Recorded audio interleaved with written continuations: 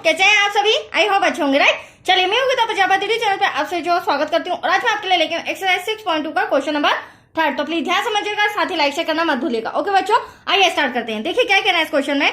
आकृति 6.18 में ये आकृति सम के अंदर दी गई थी जो मैंने ड्रॉ करके रखी है। तो इस आकृति में यदि एल समांतर है सीबी के, तो आप देख सकते हैं ड्रॉ में जो एल रेखा है वह समांतर दिया गया है सीबी के, और एल समांतर है सीडी के। तो ये एल रेखा हमें समांतर दी गई है सीडी के। हो तो सिद्ध कीजिए कि जो एम अपॉन में ए बी भुजा है वो बराबर होना चाहिए ए एन अपॉन में एडी भुजा के। कहने का मतलब पहले छोटी भुजा दी गई है फिर बड़ी भुजा, ठीक वैसे यहाँ पर भी पहले छोटी भुजा दी गई है और बाद में बड़ी भुजा। तो ये दोनों भुजाएं आपस में बराबर है या नहीं, ये हमें सिद्ध करके बताना है। तो आया आपको क्वेश्चन समझ में? चलिए फटाफट जो दिया गया है वो हम रिटर्न कर लेते हैं और साथ ही साथ जो सिद्ध करना है वो भी लिख लेते हैं।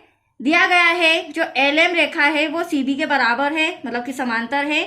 तो एल समांतर है सीबी के, साथ ही साथ जो एल है वह समांतर है सीडी के, इस तरह से, राइट। यहां तक कोई डाउट आपको? चलिए अब कंटिन्यू करते हैं। सिद्ध करना है, क्या सिद्ध करना है बच्चों? ए एम अपॉन में एम बी ए बी, तो यहां लिखेंगे सिद्ध करना है ए एम भुजा अपॉन में ए बी भुजा बराबर होना चाहिए ए एन अपॉन में ए डी के। That's clear? यहां तक कोई डाउट? चलिए अब कंटिन्यू करते हैं। अब ध्यान से समझिएगा बच्चों, हम इसे सॉल्व कैसे करेंगे। तो आप देख रहे हैं यहाँ पर दो त्रिभुज आपको नजर आ रहा है। एक आ रहा है ए बी सी, राइट। इससे मैं लेफ्ट हैंड साइड सिद्ध करके बताऊंगी। फिर दूसरा आ रहा है हमें ए डी सी, ये दूसरा वाला ट्राइंगल, इससे मैं राइट हैंड साइड सिद्ध करके बताऊंगी, ठीक है। तो फिलहाल हम ले लेते हैं त्रिभुज ए बी सी में। देखिए त्रिभुज ए बी सी में, अब ए बी सी में क्या दिया गया है हमें? जो एलएम रेखा है वो समांतर है सीबी के। तो यहां लिख लेते हैं हम एलएम समांतर है। अब देखिए एलएम समांतर सीबी के कब होगा? जब किसी त्रिभुज की, ये हमारा त्रिभुज है, जब किसी त्रिभुज की एक भुजा के समांतर जब कोई रेखा खींची जाती है तो वह अन्य दो भुजाओं मतलब ए बी और ए सी को भिन्न भिन्न बिंदुओं पर प्रतिच्छेद करती है। तो आप देख सकते हैं यहाँ पर बिंदु पी और बिंदु एल पर ये प्रतिच्छेद कर रही है। और ये जो मैंने आपके सामने लाइन पढ़ी है, एक्सप्लेन की है, वो हमारी थेल्स प्रमेय है, राइट। तो यहाँ पर थेल्स प्रमेय फॉलो कर रही है और थेल्स प्रमेय आ रही है। इसका मतलब ये वाली भुजा इसके बराबर है और ये वाली इसके बराबर है और ये दोनों भुजाएं आपस में बराबर है। बट हमें लिख के बताना होगा। क्या लिखेंगे हम? पहले छोटी भुजा लेंगे क्योंकि एटलीस्ट हमें सिद्ध करने को क्या कहा गया है? ए एम अपॉन में ए बी, और मैं इस त्रिभुज की बात कर रही हूं। तो यहां पर ए एम अपॉन में ए बी बराबर है। अब यहां पर ये भुजा नहीं लेना है आपको। आपको क्या करना है?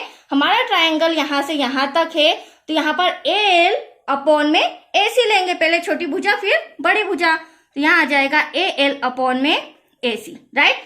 यहां लिखेंगे ब्रैकेट में थेल्स प्रमेय से। इसे हम दे देते हैं इक्वेशन नंबर फर्स्ट। यहां तक कोई डाउट बच्चों? अब हम लेंगे सेकंड कंडीशन में ए डी सी ट्राइंगल में। अब देखते हैं उसमें हमें क्या दिया गया है। तो देखो मैं यहाँ पर दूसरा भी मैंने ड्रॉ तैयार किया है, यहां आप देखते जाइए। त्रिभुज ए डी सी में, तो यहां हम लिख लेते हैं, देखिए त्रिभुज ए डी सी में। अब ए डी सी में जो एल एन है, ये आप देख रहे हैं, ये समांतर हमें दिया गया है किसके? सीडी के। तो यहां लिख लेंगे पहले तो एल एन समांतर है सीडी के। और जब दो रेखाएं जब आपस में समांतर होती है तब थेल्स प्रमेय लगता है, राइट। अभी मैंने आपको एक्सप्लेन करा था थेल्स प्रमेय क्या होती है बच्चों, फिर से मैं बता देती हूँ। जब किसी त्रिभुज की एक भुजा के समांतर अन्य कोई रेखा खींची जाती है तो वह अन्य दो भुजाओं मतलब एडी और एसी को भिन्न भिन्न बिंदुओं पर प्रतिच्छेद करती है। तो यहाँ पर एल और एन दो भिन्न भिन्न बिंदु है। तो इसे हम लिख सकते हैं ए एन अपॉन में ए डी बराबर ए एल अपॉन में ए सी। मैं छोटी और बड़ी भुजा क्यों ले रही हूँ? क्योंकि हमें सिद्ध भी छोटी और बड़ी भुजा करके बताना है। तो अब हम ले रहे हैं लेफ्ट हैंड साइड मतलब ए एन अपॉन में ए डी। That's clear? बहुत ही इजी लैंग्वेज में समझा रही हूँ, ध्यान से समझिएगा।